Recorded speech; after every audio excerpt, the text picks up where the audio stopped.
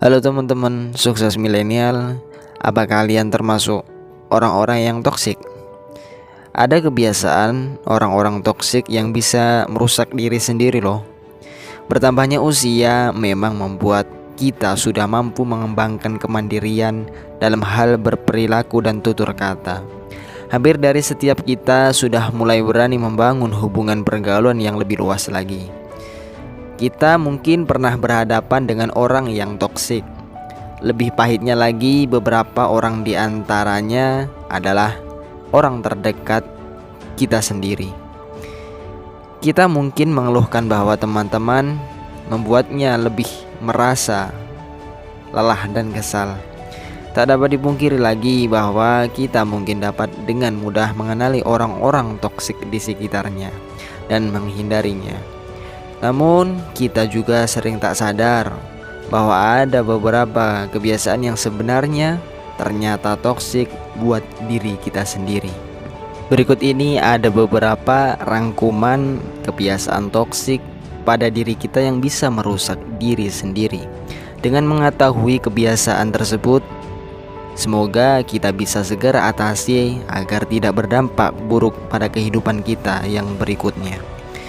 Yakni yang pertama, memendam emosi berlebihan. Setiap manusia pasti pernah merasa emosi, baik itu pada seseorang atau pada sebuah keadaan yang tidak bisa dikendalikan.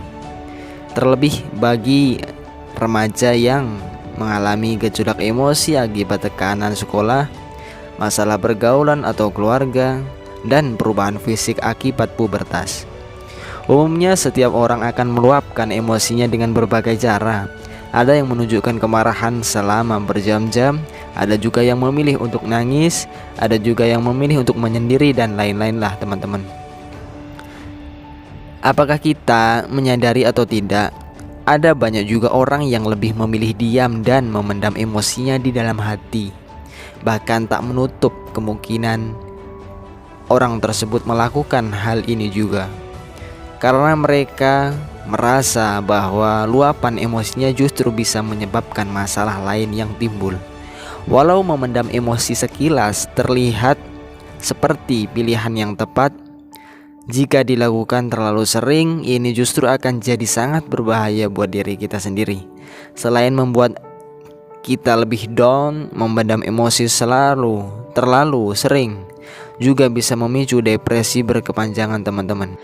Selama ia berada di batas yang bisa diterima oleh orang lain, artinya remaja boleh meluapkan emosinya dong, asalkan ia tidak berteriak kepada orang lain atau malah memukul, merusak barang dan lain-lain yang membuat onar. Yang berikutnya yakni menunda-nunda pekerjaan rumah. Nah, kebiasaan toksik yang satu ini mungkin tak asing bagi beberapa orang tua dengan anak remajanya. Tetapi pada umumnya menunda-nunda pekerjaan rumah tidak disadari sebagai perilaku toksik. Meski adalah hal yang wajar jika anak merasa lelah saat sedang belajar atau mengerjakan pekerjaan rumah yang menumpuk, tetapi juga penting untuk mengatur waktu istirahatnya. Jangan sampai kebablasan atau keluapan teman-teman. Meskipun kebiasaan menunda tanggung jawab seperti ini menyenangkan, anak juga perlu tahu betapa beratnya jika ia menumpuk banyak tugas yang sudah mendekati waktu pengumpulan. Dan yang terakhir yakni sering mengeluh. Beratnya beban hidup dan pekerjaan biasanya membuatmu sering mengeluh. Apa sih untungnya kalian itu mengeluh? Sedangkan yang kalian eluhkan pun bisa jadi harapan untuk orang-orang yang di luar sana teman-teman. Sesekali mengeluh memang normal dilakukan untuk menurunkan stres. Namun jika kamu kebanyakan mengeluh, maka bisa jadi perilaku tersebut adalah menjadi tanda gangguan mental Anda. Sering mengeluh membuat terhambat dalam menyelesaikan masalah. Terlalu banyak mengeluh juga membuatmu tidak banyak berkembang. Agar terhindar dari perilaku yang terlalu sering mengeluh, kamu harus bisa menjaga pikiran tetap positif dan melakukan perubahan setiap harinya, walaupun itu sedikit demi sedikit.